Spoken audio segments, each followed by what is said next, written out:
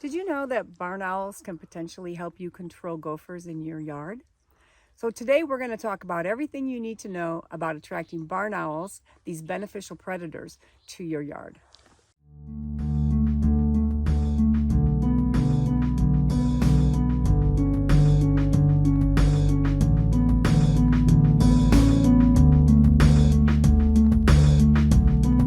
So let's talk barn owls. Barn owls eat at night. They're out at night and they eat nighttime mammals. So usually gophers, voles, mice. That's 90% of their diet. A barn owl on average eats about 3 mice a night.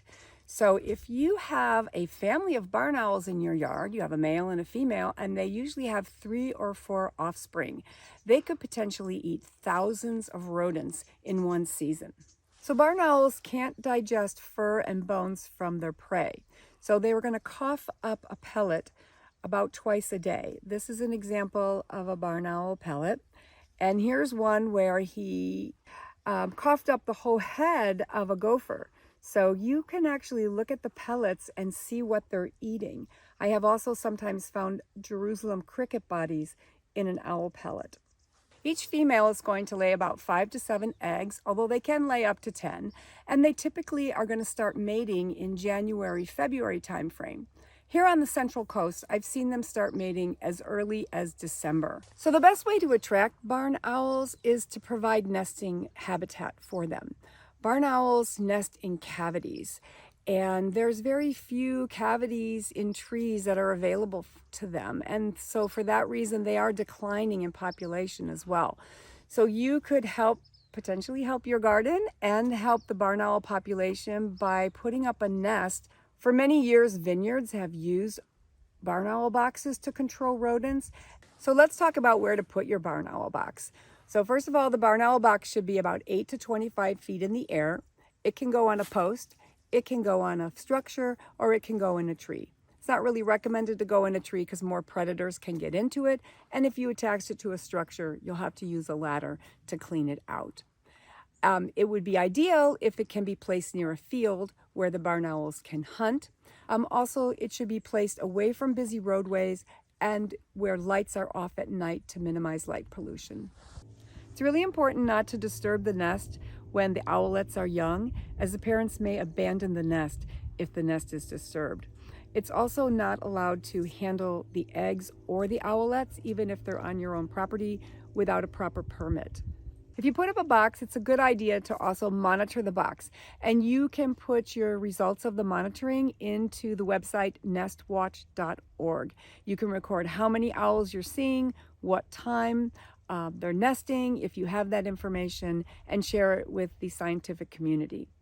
Barn owls take about 30 days to mature in the egg, and then they stay around the nest till they're about 3 months old. So for about 4 months, you have a nesting pair taking care of the young. I typically then do the maintenance in the end of October and early November. Okay, so what we're going to do is we're going to talk about how to maintain the box.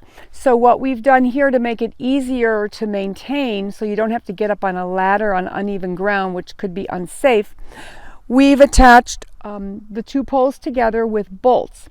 And we're going to remove one of the bolts and swing the box down in order to clean it out. So what he's going to do here is loosen one side of the bolt. Loosen both bolts. Now he's going to pound out the bolt on the bottom using a screwdriver just to get that one out. Loosened it. There we go. That will allow the box to pivot down onto the sawhorse that we've placed, hopefully approximately in the right location. Okay, we're lowering the box. Try to get the sawhorse in the right place. There we go, perfect.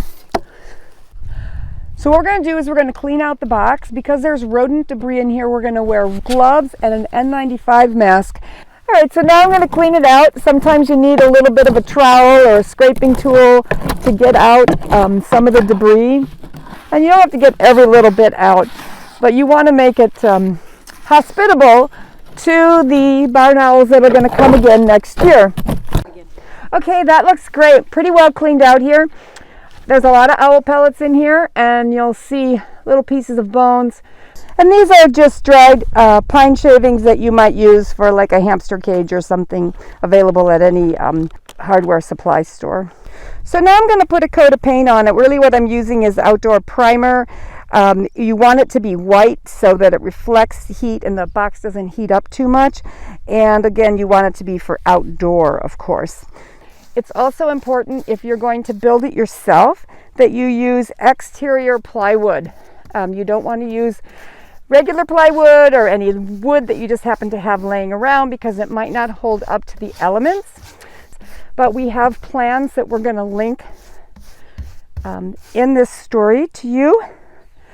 And you can also buy them already pre-made.